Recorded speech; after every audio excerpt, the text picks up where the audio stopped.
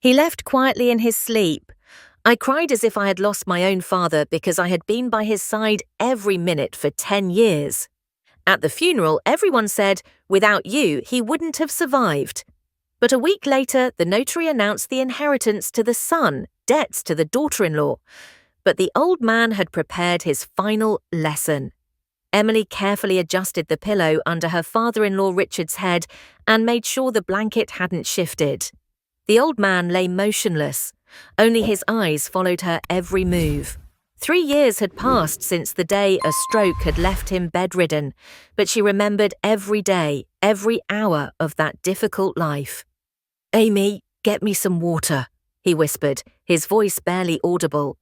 It was weak, but she had learned to understand him with a single word.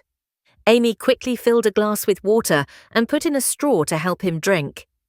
"Thank you, sweetie," Richard said. Those words, as always, warmed her heart. She had long since stopped being just his daughter-in-law. To him, she had become a true daughter. From the hallway came the sound of the front door opening. Rick was home from work. Amy watched him from her father-in-law's room and saw her husband hurriedly taking off his shoes. "How's everything?" he asked without even looking up. "Good. Dad ate a little today. He's in a good mood," she replied, hoping he would come in to say hello to his father. "That's great. I'll have a quick dinner and go to my study.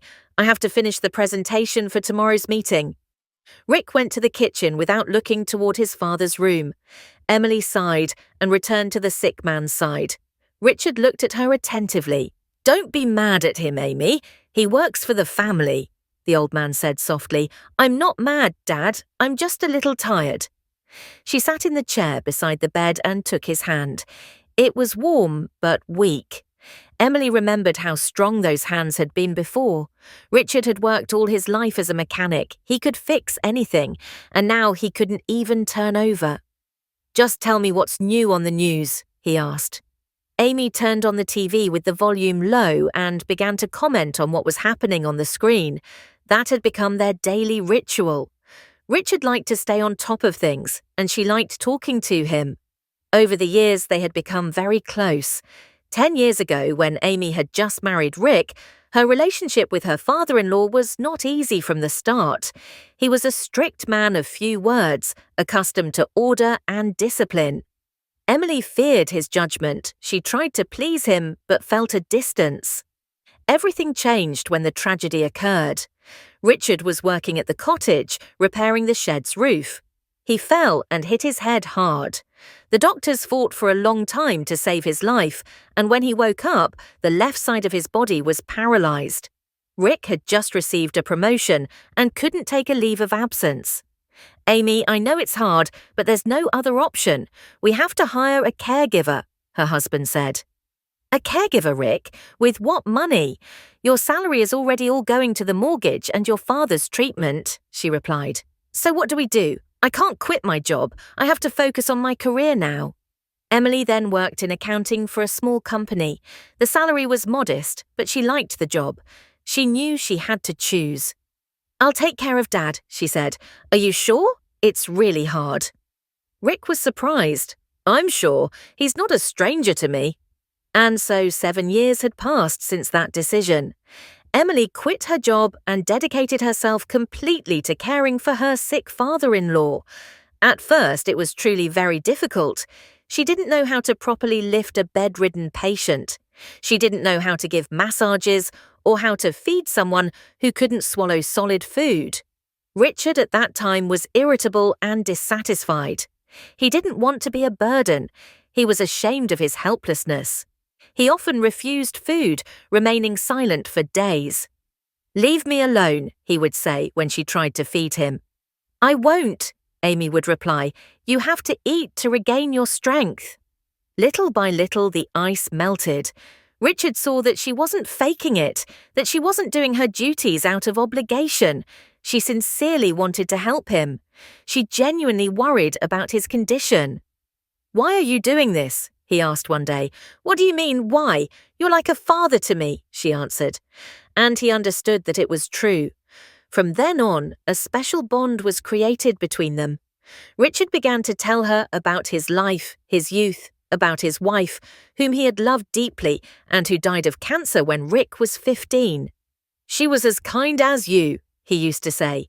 "She always worried about others more than herself." Emily had learned to understand his needs without words. She knew when his back ached, when he was hungry, when he was sad.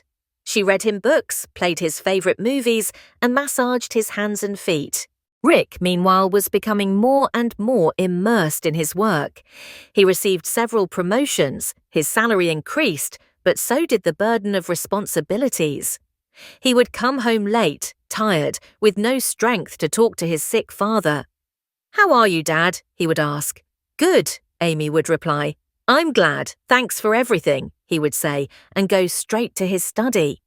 Emily understood that it wasn't easy for Rick either. He loved his father, but didn't know how to express his feelings. Work had become his way of dealing with the pain and guilt. "He works for us," she would repeat to herself, especially in moments of great loneliness. Richard noticed how little his son was involved with the family, and that worried him. "Do you think he's annoyed at having to carry me?" the old man asked. "How could he be annoyed, Dad? You're not a burden. We're a family," Amy reassured him. "But because of me, you can't work. You don't have children." "Don't think about that. Everything will be fine." And it was true. They didn't have children. At first, they postponed it. Then came her father-in-law's illness, and it was no longer the time. Rick said it wasn't the right time yet, that they had to take care of his father first, build his career, and expand the apartment.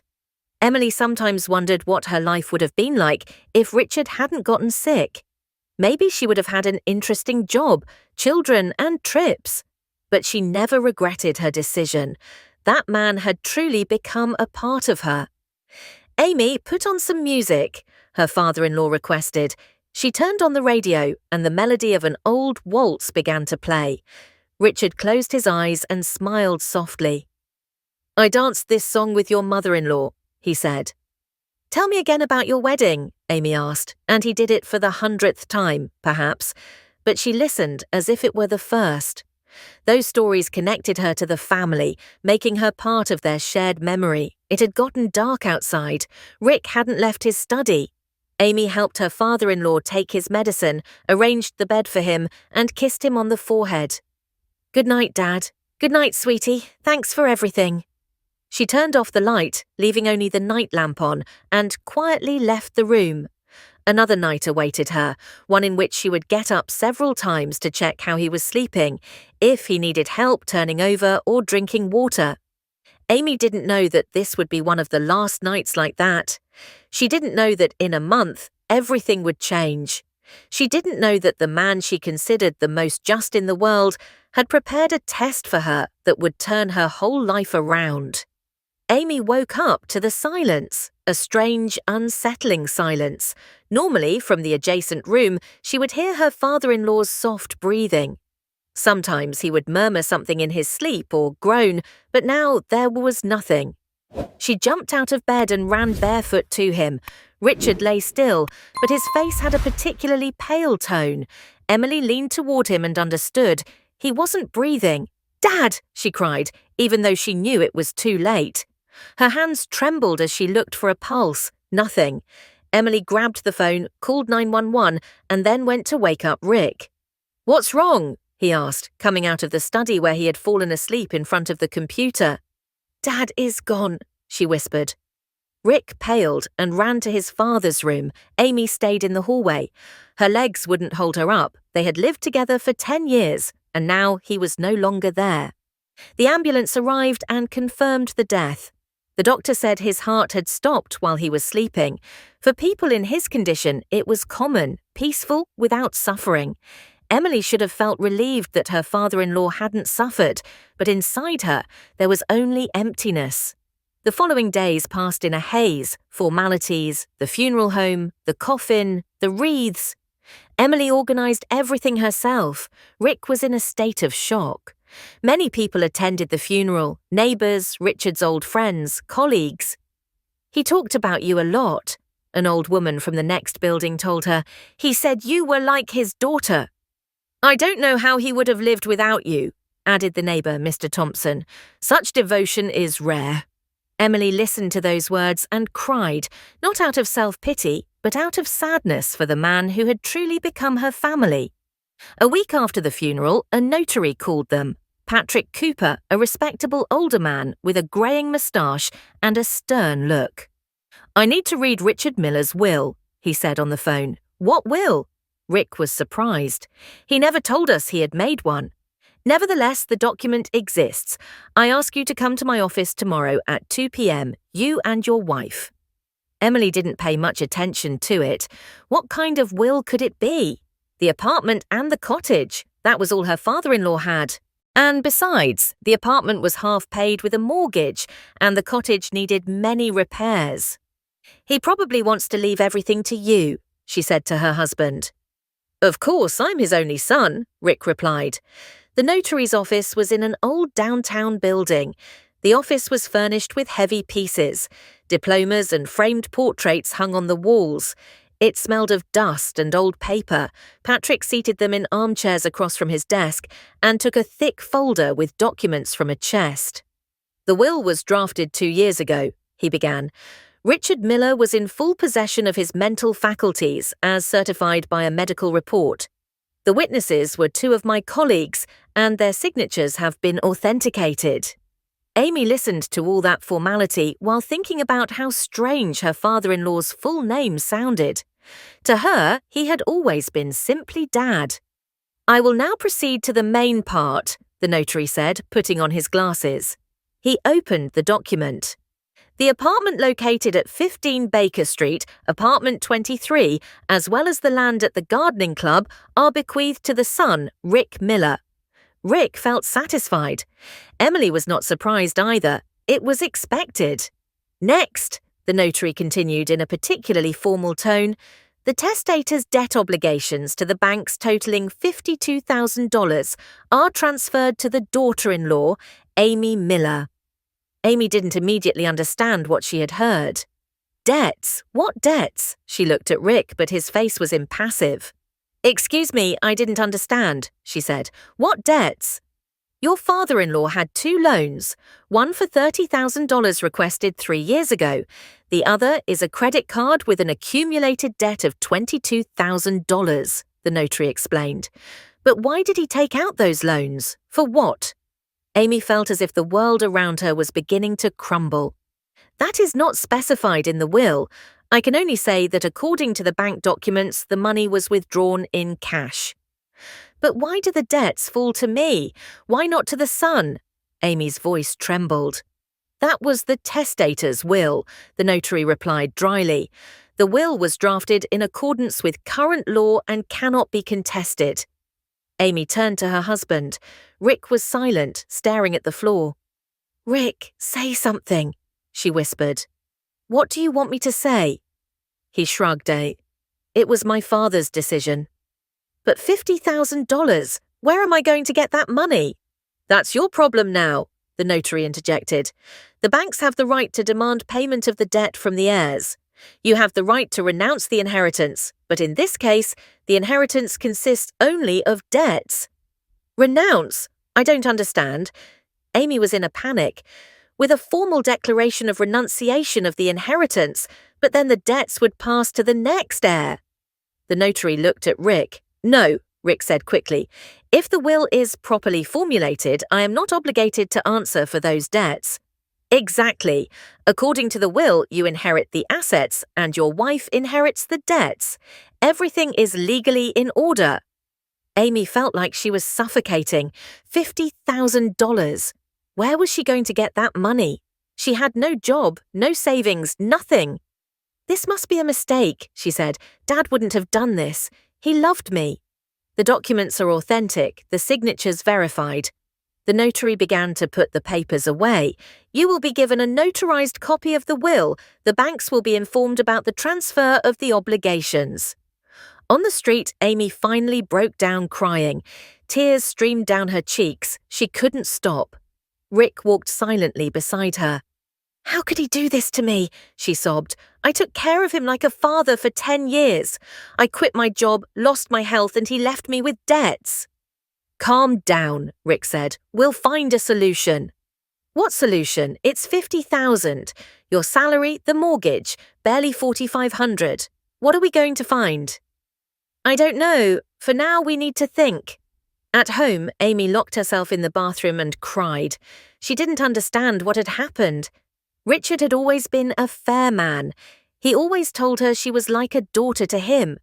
Why then had he done something like that? Maybe he lost his mind before he died, she thought.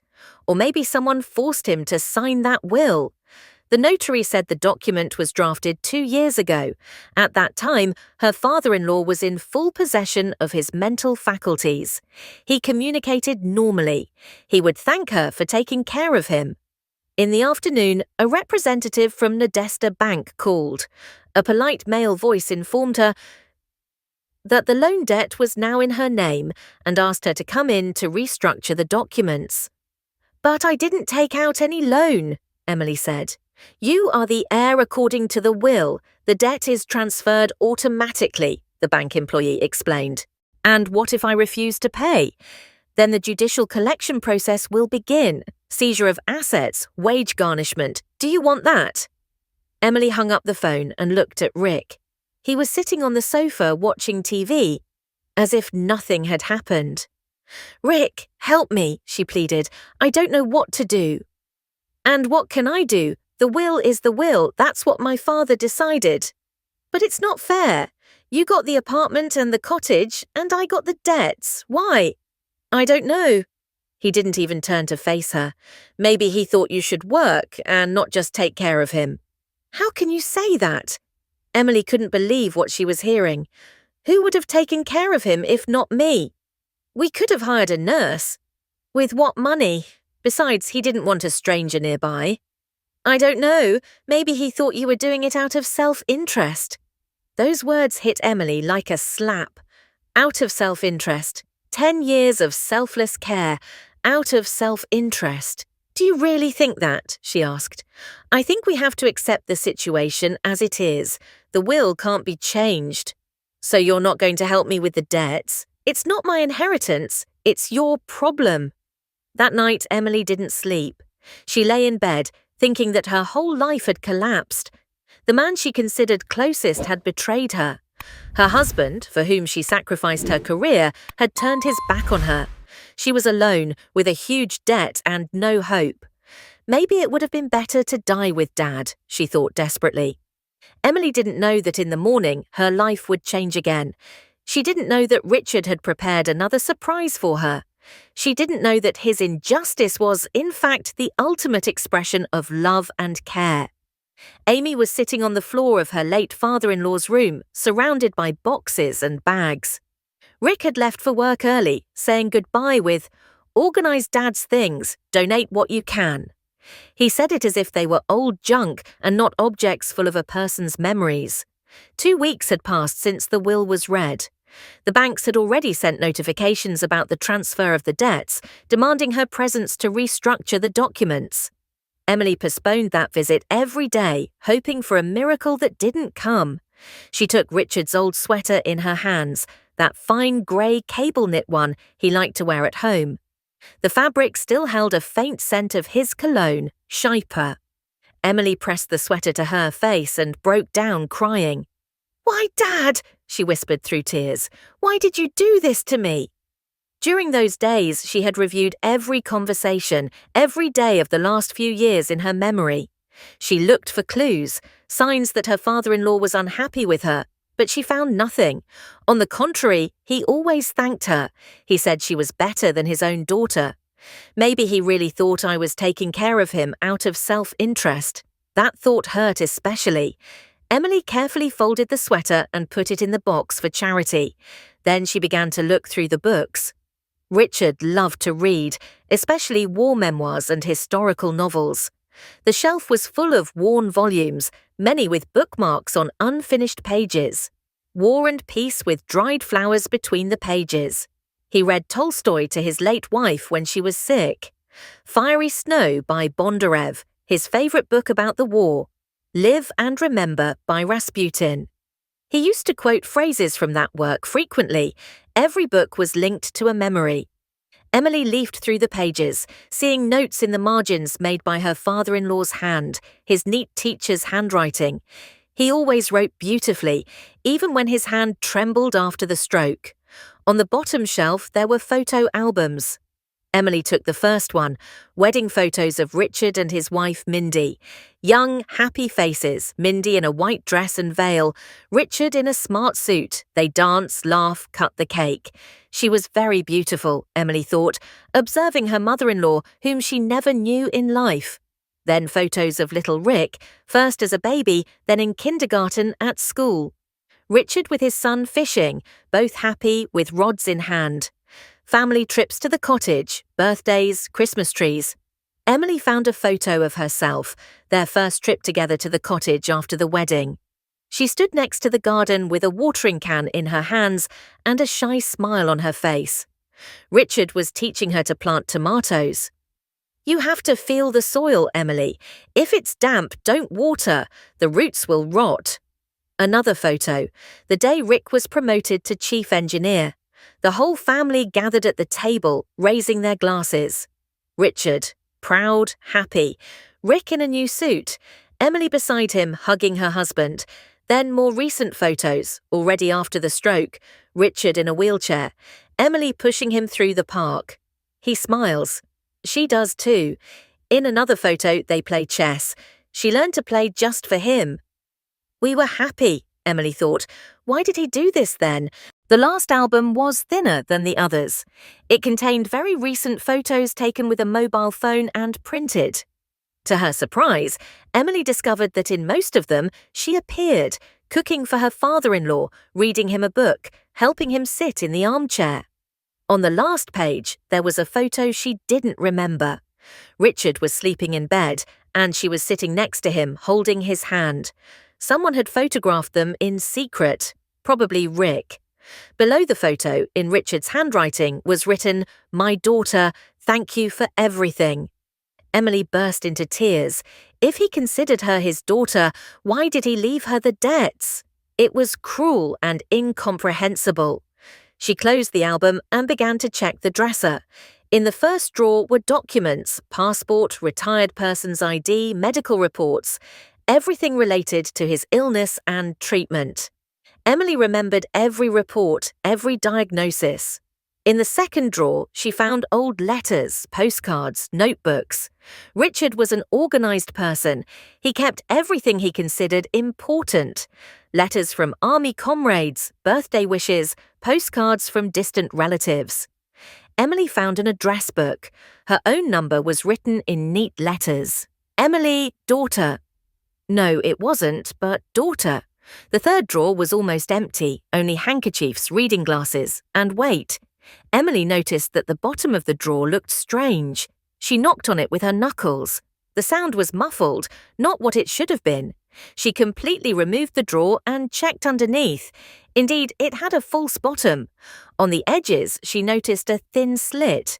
With her fingernail, she carefully lifted it. Her heart was beating fast.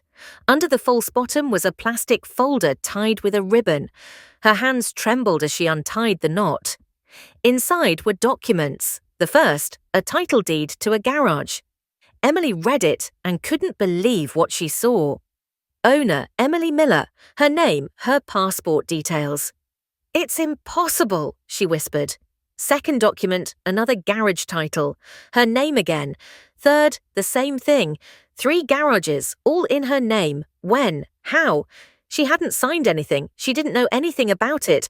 But that wasn't all. The next document, a title deed to a 1,200 square metre plot of land in a village. Her name again. Emily sat on the floor. The documents fell from her hands. Her head was spinning. What does this mean? Where did the land and garages come from? She picked up the papers and carefully examined the dates. The garages were registered in her name 3 years ago, the land 2 years ago, right when the will was being drafted. In the folder, there was another document, a bank certificate, savings deposit in the name of Emily Miller, amount $80,000. The account was opened 4 years ago, $80,000. Emily couldn't believe it. Under the documents was a folded sheet of paper. Emily opened it and recognized her father-in-law's handwriting. "My dear Emily, if you are reading this letter, it means I am no longer here. You are probably angry with me about the will. You think I have been unjust, but listen to me to the end. I bought those garages little by little, saving from my pension. I also bought the land in the village. I put all the documents in your name in secret through trusted people. You didn't know it, but by law, all of that is yours. The money in the bank is also for you. I saved it little by little. I sold some old things. 80,000 will be enough for you to pay the debts, and there will still be some left over. Now I will explain why I did it this way. The debts in the will are not mine, they are Rick's. He asked me to take out loans in my name. He promised he would pay them. He said he needed the money urgently for his business, but couldn't get a large loan with his salary. I trusted my son and took out the loans. He took the money, but never paid. He said he was having difficulties, that everything would get better soon, and then he stopped talking about the subject completely. I understood that I was going to die soon and decided to teach him a lesson.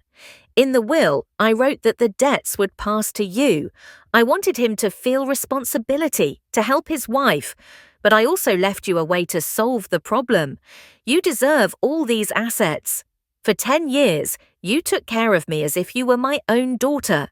You quit your job. You gave up your life for a sick old man. Rick, on the other hand, barely helped. He was always busy with himself. Use that money and those assets for your happiness. Sell what you need. Open your own business. You are intelligent and hard-working. Everything will work out for you. And don't be mad at me for the deception. Otherwise, Rick would have tried to take your inheritance. This way, everything is fair. He gets the house and the cottage he knows. You get what you deserve. Your dad, Richard." Amy finished reading the letter and burst into tears, but now they were tears of relief and gratitude. Richard had not betrayed her. On the contrary, he had cared for her better than a biological father. So, the debts had not been incurred by him, but by Rick. Her husband had cheated his sick father and then allowed her to suffer, thinking that her father-in-law had been unjust. "How could you, Rick?" she thought. "How could you use your sick father?" Emily checked the documents. 3 garages in different areas of the city, a plot of land, and $80,000 in a savings account. It was a fortune, much greater than the value of the apartment and the cottage that Rick had received. Richard had calculated everything, foreseen everything. He even left her the possibility of teaching his ungrateful son a lesson. It was starting to get dark outside. Rick would be home from work soon. Amy carefully put the documents back in the folder. For now, she wouldn't say anything to anyone. First, she had to legalize everything, make sure the documents were authentic, and then decide what to do with her ungrateful husband. Richard was right. The lesson was necessary, not just for Rick, but for herself. A lesson that kindness can be taken advantage of, that sacrifice is not always valued, and that sometimes you have to stand up for yourself. "Thank you, Dad," she whispered, looking at the stars through the window. "Now I understand what you wanted to tell me." In the morning, Amy woke up with a single idea.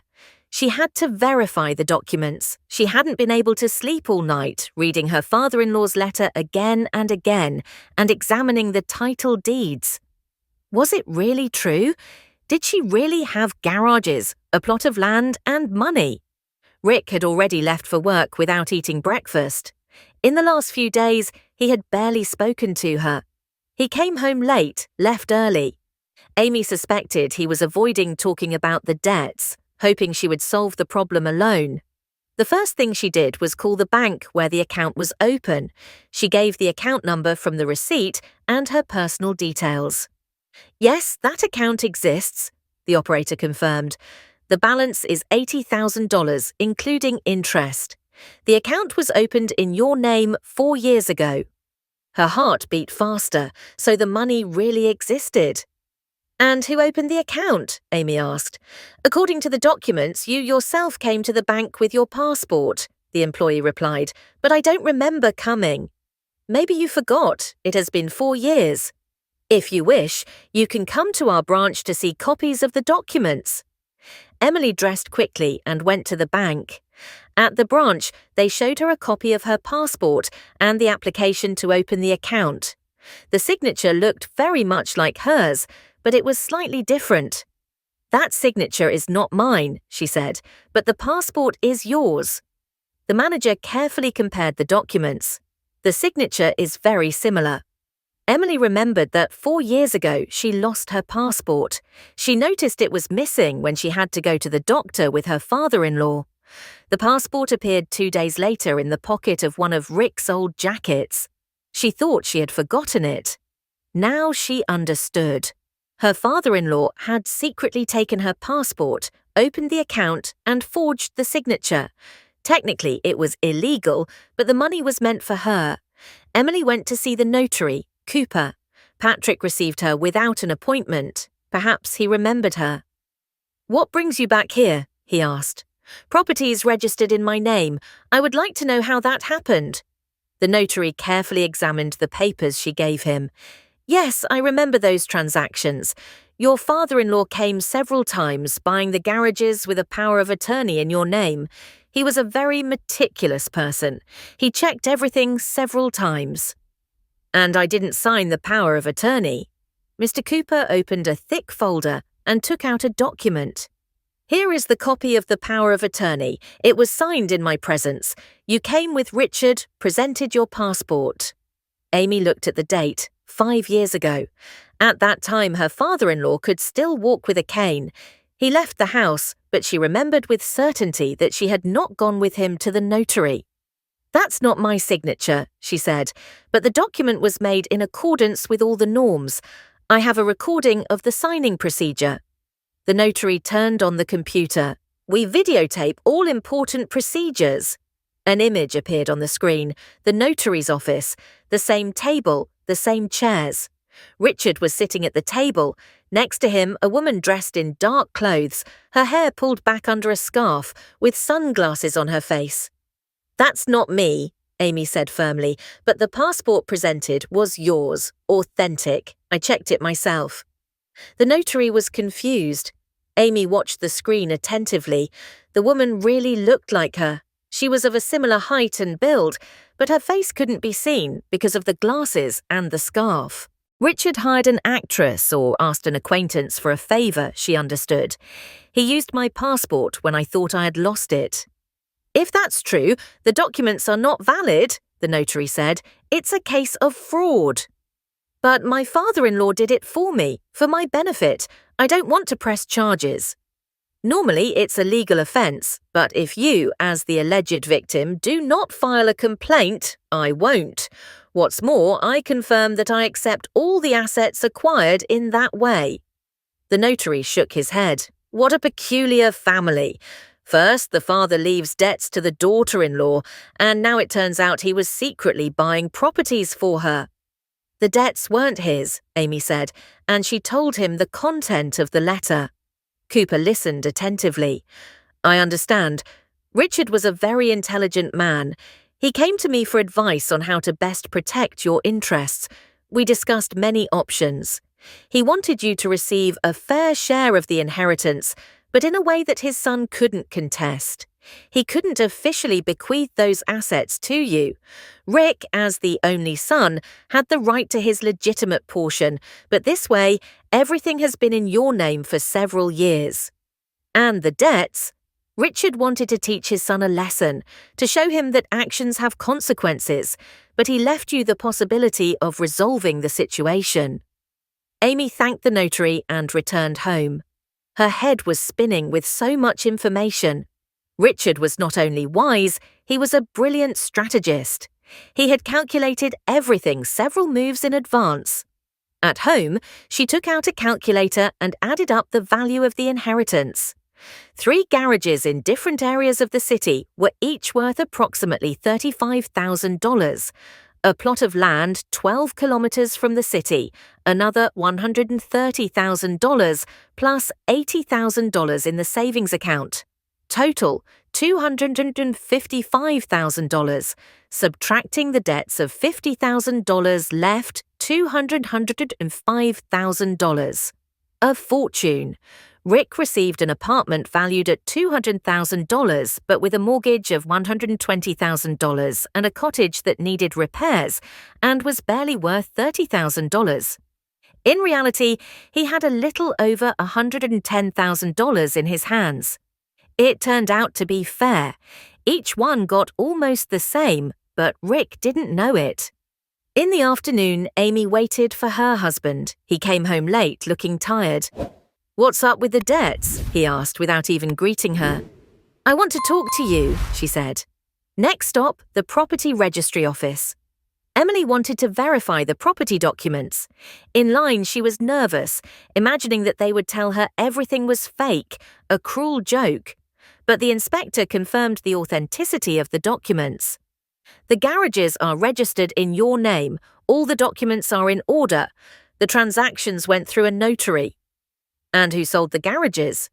"Different people. But the payment in all cases was made in cash by a single person, Richard. He acted as your representative by power of attorney." "What power?" The inspector showed a copy of the document. The power was in Rick's name. It gave him the right to buy properties on her behalf. The signature looked like hers, but it wasn't exact. "When was the power granted?" Amy asked. 5 years ago at Mr. Cooper's notary office, the same notary who read the will. So Richard had planned everything in advance. He had prepared thoroughly. "About what?" "About the loans you asked Dad to take out in his name." Rick stood still by the coat rack, was silent for a few seconds, and then turned to her. "How do you know that?" "Dad left a letter. He told the whole truth." "What letter? What nonsense!" Amy took out the note and showed it to her husband. Rick read quickly. His face darkened. "A crazy old man," he said, returning the letter to her. "He lost his memory at the end of his life. That's not true. You didn't ask him to take out those loans." "Well, yes, but I was going to pay." 4 years without paying. Why?" "The circumstances weren't favorable. The business didn't work out. I had to freeze the investment." "What business? You hadn't told me anything." "Why bother you? Man stuff." Amy looked at him without recognizing him.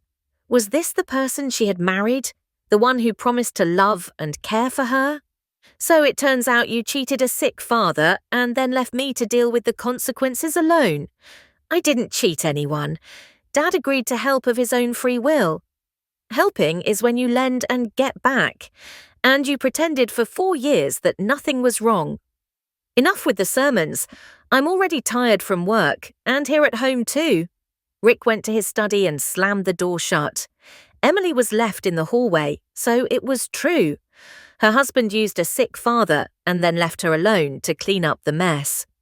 "Fine," she said in a low voice, "then we'll play by your rules." Emily didn't tell Rick about the documents she found. She decided to first legalize everything, make sure the assets were really hers, and then decide what to do with her ungrateful husband. Richard was right. The lesson was necessary, not just for Rick, but for herself. A lesson that kindness can be taken advantage of, that sacrifice is not always valued, and that sometimes you have to stand up for yourself. "Thank you, Dad," she whispered, looking at the stars through the window. "Now I understand what you wanted to tell me." In the morning, Amy woke up with a firm decision. She would no longer be silent or tolerate more. Rick had left for work without saying goodbye. He would still be mad about yesterday's conversation. That was better. She would have time to fix everything. First, she went to the bank where the deposit was, with her passport and Richard's death certificate. The process to withdraw the money was simple. "You need to fill out a form to withdraw funds," the manager explained. "But keep in mind that a tax will be applied to any amount over $40,000. "How much exactly?" Amy asked. "On the amount over $40,000, it would be approximately $200. Emily signed the documents. In 3 days, the money would be transferred to her card, $79,800, more than enough to pay the debts from the loans. The next step was to go to the bank where her father-in-law's main loan was. Emily wanted to know all the details of the debt. The credit manager, Nancy, a middle-aged, corpulent woman, received her in a small office full of folders of documents. Yes, a loan in the name of Richard Miller. She leafed through a thick folder. $30,000, loan term 5 years. The borrower passed away. The debt passes to the heirs according to the will. And who actually received the money? Amy asked. The funds were given in cash to the borrower personally, but we have a receipt that indicates the money was given to a third party. Nancy showed her the document. On the receipt, it was written that Richard Miller gave the $30,000 received from the loan to his son, Rick Miller, for commercial use. Rick's signature was at the bottom. And why was the loan made in the father's name and not the son's? Your husband did not meet the income requirements. His salary was not enough for a $30,000 loan, but a retired person with properties is a reliable borrower from the bank's point of view. Emily received a report on the amount of the debt. With late fees and penalties, the sum had increased to $40,000. At the second bank, the situation was similar. The credit card was in Richard's name, but Rick used it.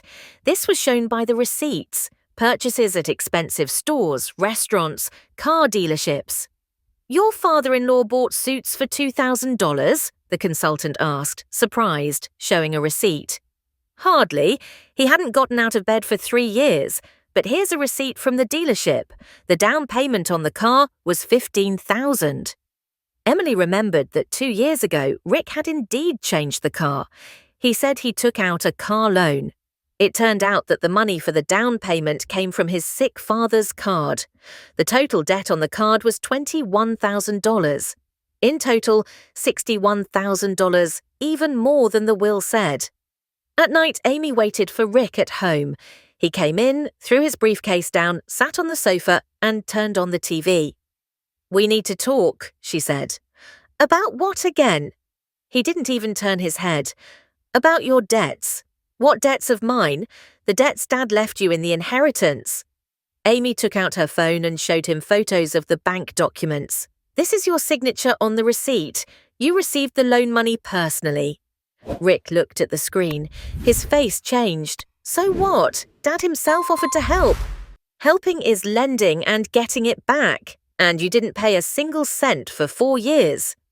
"I didn't have the money, but you did for a new car, suits, restaurants. I saw the receipts from Dad's card."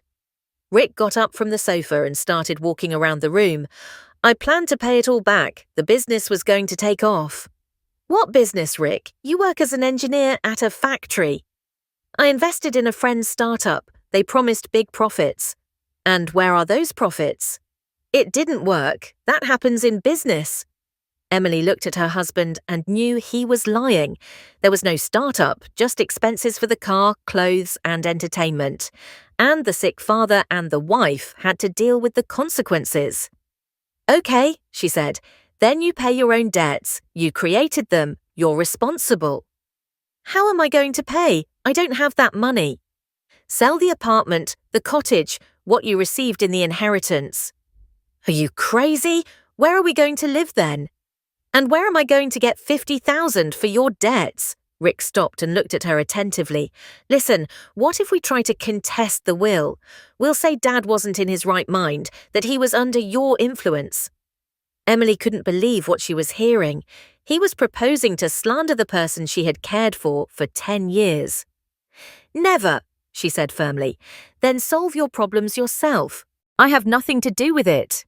The next day, Amy went to a lawyer. Amanda Ross received her in a small office near downtown, a strict woman in her 50s with glasses and a business suit. "Tell me the situation in detail," the lawyer asked. Emily told her everything about caring for her father-in-law, the will, the documents she found, and her husband's behaviour. Amanda Ross listened attentively, asking clarifying questions from time to time. "It's an interesting case," she said in the end. "Formally, the debts were bequeathed to you, but there is evidence that the money was actually used by your husband. We can try to shift the responsibility to him." "How can we do that?" "File a lawsuit to have your husband recognised as the real borrower. We have receipts, checks, testimonies from bank employees, as well as your assets that can serve as collateral. And if my husband resists, the judicial process will be inevitable, but we have good chances. The evidence base is strong. Amy signed the agreement with the lawyer. A week later, the lawsuit was filed in court. Rick found out when he received the summons. That night, he stormed home furious. "You sued me," he shouted. "Yes, I want you to answer for your debts." "How dare you? I'm your husband." A husband who cheated his sick father and left his wife to deal with the consequences. "That's because your lawyer convinced you. She wants to separate us." "No one convinced me. I made the decision." Rick paced back and forth, mumbling something about ingratitude and betrayal. Then he suddenly stopped. "And what if I also file a lawsuit? I'll contest the will and say Dad wasn't in his right mind and that you manipulated him." "Do it," Amy replied calmly, "but keep in mind that I have certificates that prove Dad was in his right mind and witnesses who saw how I cared for him." "What witnesses?" "Neighbors, doctors, nurses. Everyone saw how I dedicated 10 years of my life to caring for a sick person. And where were you?" Rick understood that his bluff wasn't working. In fact, everyone knew that Amy dedicated herself to caring for her father-in-law, while he only showed up at home occasionally. A month later, the first court hearing took place. Rick arrived with his lawyer, a young man in a cheap suit. He evidently didn't have money for a good lawyer. Judge Catherine Smith reviewed the case documents and listened to the parties. The plaintiff requests that the defendant be recognized as the real borrower of the loans in his father's name, she summarized. The defendant objects, claiming he received the money as a gift. Rick's lawyer tried to show that Richard voluntarily helped his son and that the receipts were just formalities. The father wanted to help his son start a business, he said. No one forced him to take out loans. But Amanda Ross presented convincing evidence. The borrower, Mr. Miller, was in a serious condition. He could not use the money himself. All credit card purchases were made by the defendant. Payments were also made from his account up to a certain point. The court requested bank statements and medical documents on Richard's condition. Everything confirmed Amy's version. At the second hearing, witnesses testified. The neighbor, Aunt Lily, told how Amy cared for the sick man. "She carried him in her arms like a child," the old woman said, "and the son came rarely. He was traveling for work." The neurologist confirmed that after the stroke, Richard could not move alone and needed constant care. The patient was conscious but physically very limited, the doctor explained. A bank employee said that the loan was handled with the participation of the borrower's son. The young man knew the conditions well. He personally signed the documents to receive the money, he declared. For the third hearing, Rick's lawyer tried a new tactic. "My client did not work for 10 years. She lived at the expense of the family," he declared. "She should be grateful for the support and not file claims." That was a low blow. Amanda Ross was indignant. The plaintiff was not a kept woman. She cared for a sick relative, which is a socially useful activity. Professional caregivers charge at least $3,000 a month for that work. "But she officially did not work," the opponent insisted, "but she saved the family the expense of a professional caregiver. In 10 years, that would have amounted to more than $100,000. The judge listened to all the arguments attentively. At the fourth hearing, she delivered the verdict. The court recognizes that the real beneficiary of the loans was the defendant, Mr. Rick Miller. He is ordered to reimburse the plaintiff for the expenses for the payment of debts in the amount of $61,000. The judgment is of immediate compliance. Emily won. Rick had to pay her the entire amount of the debt. After the hearing, he approached her in the courthouse hallway. "Happy?" he asked. "Very happy with the justice," she replied. "I don't have that money. I'll go bankrupt." "That's your choice. You could have honestly admitted guilt and reached a friendly agreement." "And if I appeal?" "Appeal, but remember that every day without paying increases the amount of late fees." Rick understood that he had lost for good. Now he would have to sell his father's inheritance to settle the debts he himself created. "You're happy you destroyed our family," he said last. "You destroyed the family when you decided to live at the expense of a sick father," Amy replied. She walked down the street feeling a strange relief. Finally, justice had prevailed. Richard would be satisfied. The lesson was useful for both the son and for herself. A month after the trial, Amy received the money from Rick. He sold his father's cottage and took out a mortgage loan on the apartment. There was no other way out. The $61,000 arrived in her account in a single transfer. "Here's your money," he said, showing her the receipt. "Now we're even." "Even," Amy agreed. Rick collected his things and went to a friend's house. The divorce was processed quickly and by mutual agreement. There was nothing to divide. The apartment was left to him with the debts. He didn't even know what property she had. Amy was left alone in the empty apartment. The first few days were strange. Silence. No one to feed, no one to care for. For 10 years, her life had been scheduled to the minute. Now the time was all hers. She went to see a plot of land in the village of Pine Creek, a quiet place near a river surrounded by a pine forest. A beautiful but empty place, only an old shed and a grassy clearing. Something can be built here, she thought.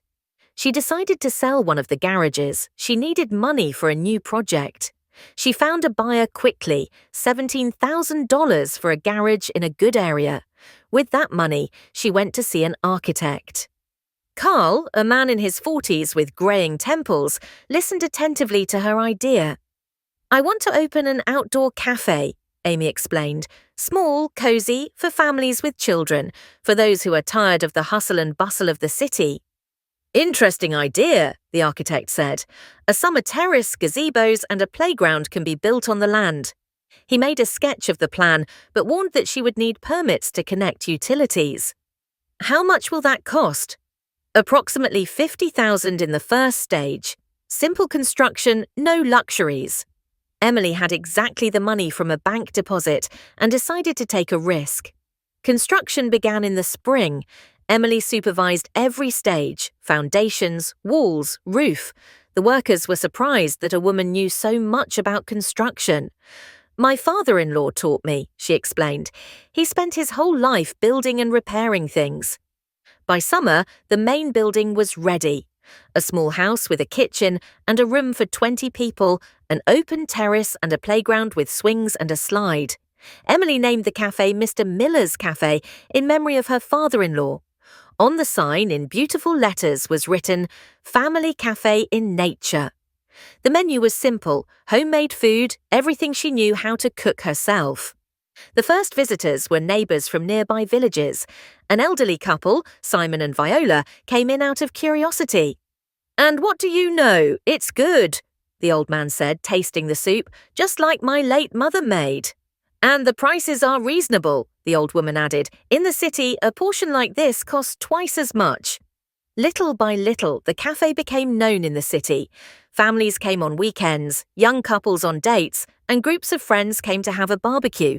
Emily worked from morning to night, cooking, serving, cleaning. "Maybe you should hire a waiter," one of the regular customers suggested. "For now, I can manage alone," she replied. "I don't want extra expenses." After 6 months, the cafe began to generate stable income, between $3,000 and $4,000 a month. Not millions, but enough for a normal life. Emily rented a small apartment in the city and bought a used car. Life stabilized. Confidence in the future appeared. In the fall, a middle-aged man entered the cafe, tall, with kind eyes, a simple shirt, and jeans. "Can I order soup and tea?" he asked. "Of course, have a seat. I'll bring it right away," Amy replied. "Ben," he introduced himself. He turned out to be a veterinarian. He worked in a nearby neighborhood. He was coming from an emergency and decided to eat something. "You cook very well," he complimented her. "It's like my grandmother's house." "Thank you. It shows you put in the effort. How long has the cafe been open?" 6 months. I did everything myself, built and cooked." That's amazing. Not every woman dares to do something like that. Ben began to visit regularly, always polite, calm, and with a good sense of humour. Emily began to look forward to his visits. "Do you have family?" she asked one day. "I was married. We divorced 3 years ago. I don't have children," he replied simply. "I also got divorced recently." It turned out I lived for 10 years with a man who wasn't mine. Sometimes people change, or we don't know them well from the beginning. The conversations became more intimate. Ben talked about his work and the animals he treated. Amy talked about the cafe's construction and her future plans. "I want to expand," she shared. "Maybe build some guest cabins. People come on weekends and there's nowhere to stay." "Good idea. Ecotourism is very popular now." In November, Ben helped her repair the cafe's roof after a hurricane. He worked alongside the builders without sparing any effort. "Thank you so much," Amy said that night. "You're welcome. Friends should help each other. We are friends, aren't we?" She looked into his eyes and understood. Yes, they were friends, but perhaps something more than friends. In winter, the cafe was only made open on weekends. There were few customers in the cold season. Amy used her free time to plan the business's development. "I sold the second garage for $18,000. I invested the money in buying equipment for the summer kitchen and construction materials. By spring, I'll build another gazebo and a slide for the children," she planned. Ben often helped with advice and sometimes with work. He never imposed himself or demanded thanks. He was simply there when needed. "You have golden hands," Amy said, watching him fix the broken swings. "We all have golden hands if we want to help," he replied. At the end of winter, she understood that she had fallen in love, not with passion, as in her youth with Rick, but with warmth and security. Ben had become part of her life and her future plans. "Would you like to start a business?" she asked him in March. "In what sense? Be my partner in the cafe and in life?" Ben was silent for a moment, then he smiled. "Are you serious?" "Very serious."